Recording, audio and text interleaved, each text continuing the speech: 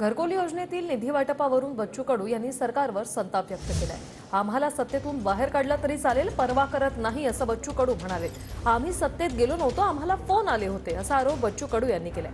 ग्रामीण आणि शहरी घरकुल योजनेच्या निधीत फरक का, असं बच्चू कडू विचारतायत।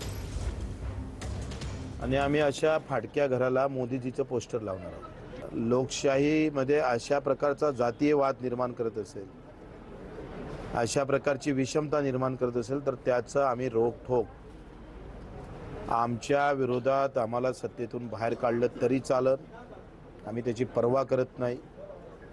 आणि मी काही सत्तेत गेलो नव्हतो, त्यांचेच फोन मला आले होते, लक्षात घ्या। आणि जे दुःख आहे ते आम्ही स्पष्टपणे मांडण्याची भूमिका नेहमी बजावली। असा बच्चू कडू आहे, पटत असेल तर ठेवा, नाही तर नका ठेवू।